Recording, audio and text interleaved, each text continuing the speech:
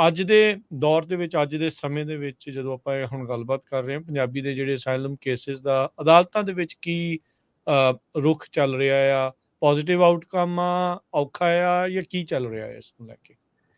ਸੋ ਇੱਕ ਕਾਫ਼ੀ ਨਵੀਂ ਚੀਜ਼ ਦੇਖਣ ਨੂੰ ਮਿਲ ਰਹੀ ਹੈ ਕਿ ਕਾਫ਼ੀ ਜਿਹੜੇ ਜੱਜ ਆ ਉਹਨਾਂ ਦੀ ਜਿਹਨਾਂ ਦੀ ਵਧੀਆ ਰੇਟਿੰਗ ਵੀ ਹੈ, ਜਿਹੜੇ ਲਿਬਰਲ ਜੱਜ ਵੀ ਜਿਹੜੇ ਤੁਸੀਂ ਕਹਿ ਲਓ ਸੀਗੇ ਜਾਂ ਰੀਜ਼ਨੇਬਲ ਜੱਜ ਵੀ ਸੀਗੇ, ਜਿਹੜੇ ਕੇਸ ਪਹਿਲਾਂ ਪਾਸ ਕਰ ਦਿੰਦੇ ਹੁੰਦੇ ਸੀਗੇ। ਤੇ ਉਹਨਾਂ ਨਾਲ ਵੀ ਹੁਣ ਜਿੱਦਾਂ ਨਾ ਗੱਲ ਕਰਕੇ ਕਈ ਵਾਰੀ ਲੱਗਦਾ ਕਿ ਕਿਉਂਕਿ ਕੇਸ ਬਹੁਤ ਆ ਗਏ ਆ, ਜਿਹੜੇ ਸਿਮਿਲੈਰਿਟੀ ਆਫ ਫੈਕਟ ਪੈਟਰਨ ਜਿਹਦੀ ਆਪਾਂ ਗੱਲ ਕਰਦੇ ਸੀਗੇ ਕਿ ਜਿਹੜੇ ਕੇਸਾਂ ਦੇ ਆਧਾਰ ਆ, ਬੇਸ ਆ, ਉਹ ਸੇਮ ਆ। ਤਕਰੀਬਨ ਸਾਰਿਆਂ ਦੇ ਸੇਮ ਆ। ਤੇ ਹਰੇਕ ਦਾ ਉਹੀ ਕਿ 2 ਹਮਲੇ ਪੋਸਟਰ ਲਾਉਂਦਾ ਸੀ ਜਾਂ ਕੈਂਪ ਤੋਂ ਆਉਂਦਾ ਸੀਗਾ। ਹਰੇਕ ਬੰਦੇ ਦਾ ਤਕਰੀਬਨ ਜਿਹੜਾ ਸੇਮ ਉਹੀ ਕਿ ਹਰੇਕ 100% ਤੱਕ ਸੇਮ ਜਿਹੜਾ ਕਿ ਫਿਰ ਮੈਂ ਰਿਸ਼ਤੇਦਾਰ ਦੇ ਲੋਕ ਗਿਆ, ਫਿਰ ਮੈਂ ਬਾਹਰ ਆ ਗਿਆ ਤੇ ਉਹਦੇ ਵਿੱਚ ਹੁਣ ਕਿ ਇੱਥੇ ਆ ਕੇ ਮੈਂ ਗਤੀਵਿਧੀਆਂ ਕਰ ਲਈਆਂ। ਸੋ ਉਹ ਵੀ ਜਿਹੜੇ ਜੱਜ ਸੀਗੇ ਹੁਣ ਵੀ ਇੱਦਾਂ ਹੁਣ ਦੇਖਣ ਨੂੰ ਲੱਗਦਾ ਕਿ ਥੋੜ੍ਹੇ ਜਿਹੇ ਪਰੇਸ਼ਾਨੀ ਉਹਨਾਂ ਨੂੰ ਆ ਰਹੀ ਆ ਤੇ ਹੱਥ ਉਹਨਾਂ ਦੇ ਕਈ ਵਾਰੀ ਬੰਨੇ ਹੋਏ ਹੁੰਦੇ ਆ, ਪਰ ਉਹ ਜ਼ਿਆਦਾ ਖੁਸ਼ ਨਹੀਂ ਹੈਗੇ ਕਈ ਵਾਰੀ ਇਹ ਜਿਹੜੇ ਕੇਸਿਸ ਆ ਇਹਨਾਂ ਨੂੰ ਲੈ ਕੇ। ਓਕੇ। ਸਪੈਸ਼ਲੀ ਜਿਹੜੇ ਕੀ ਹੈਗਾ ਕਿ ਕਈ ਲੋਕੀ ਬੜੇ ਸਾਰੇ ਲੋਕੀ ਜਿਹੜੇ ਉਹ ਪ੍ਰੀਪੇਅਰਡ ਵੀ ਨਹੀਂ ਹੈਗੇ ਕਿ ਕੀ ਮਸਲੇ ਆ ਕਿੱਦਾਂ। ਤੇ ਹੁਣ ਜਿਹੜੀ ਇਹਦੇ ਬਾਰੇ ਗੱਲ ਕਰਾਂਗੇ ਕਿ ਇਕੱਲੇ ਤੁਹਾਨੂੰ ਜਿਹੜੀ ਤੁਹਾਡੀ ਇੱਕ ਸਮਾਜਿਕ ਲੈਵਲ ਤੇ ਕੀ ਰਿਸਪੋਂਸੀਬਿਲਿਟੀ ਬਣਦੀ ਆ ਜਦੋਂ ਤੁਸੀਂ ਕੋਈ ਚੀਜ਼ ਕਲੇਮ ਕਰਦੇ ਆ, ਹੱਕਾਂ ਦੀ ਮੰਗ ਕਰਦੇ ਆ, ਕਿ ਇੱਕ ਪੂਰੀ ਸੁਸਾਇਟੀ ਵੱਲ ਤੁਹਾਡੀ ਐਜ਼ ਅ ਇੰਡੀਵਿਜੂਅਲ ਪਰਸਨ ਤੁਹਾਡੀ ਕੀ ਰਿਸਪੋਂਸੀਬਿਲਿਟੀ ਬਣਦੀ ਆ ਕੋਰਟ ਦੇ ਵਿੱਚ।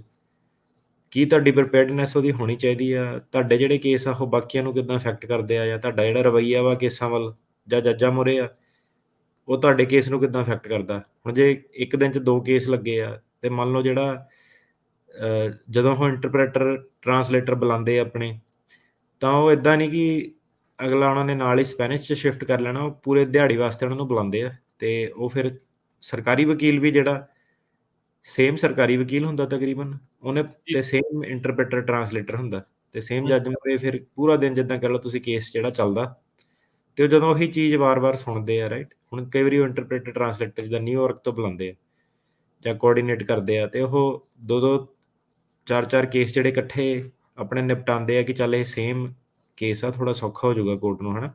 ਹੂੰ।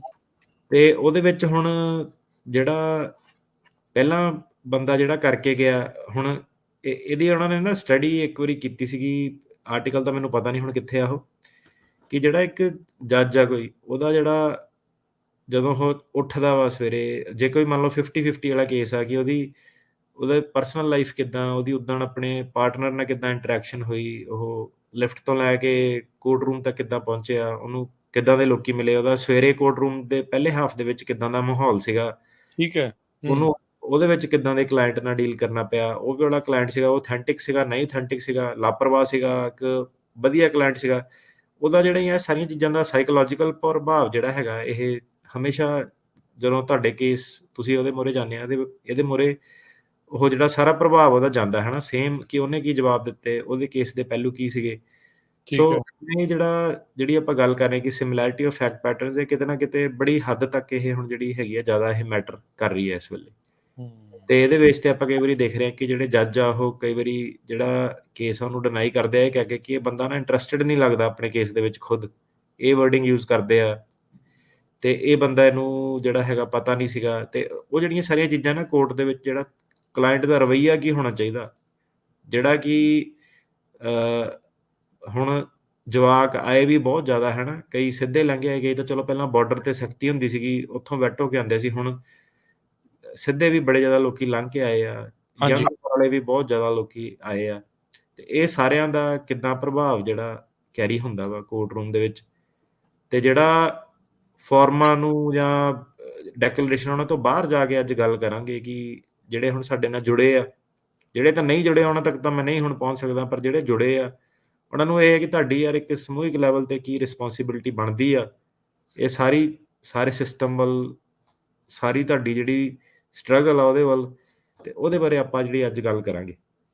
ਬਿਲਕੁਲ, ਬਿਲਕੁਲ। ਤੇ ਸਰੋਤਿਓ, ਆਪਾਂ ਇਹ ਗੱਲਬਾਤ ਕਰਨੀ ਆ, ਫਿਰ ਆਪਾਂ ਬ੍ਰੇਕ ਲੈਣੀ ਆ, ਬ੍ਰੇਕ ਤੋਂ ਬਾਅਦ ਫਿਰ ਤੁਹਾਡੀਆਂ ਕਾਲਸ ਉਹ ਲੈਣੀਆਂ ਸ਼ੁਰੂ ਕਰਾਂਗੇ। ਤੇ ਉੱਦਾਂ ਸਟੂਡੀਓ 'ਚ ਕਾਲ ਕਰਨ ਦੇ ਲਈ ਨੰਬਰ ਰਹੇਗਾ 408 272 5200।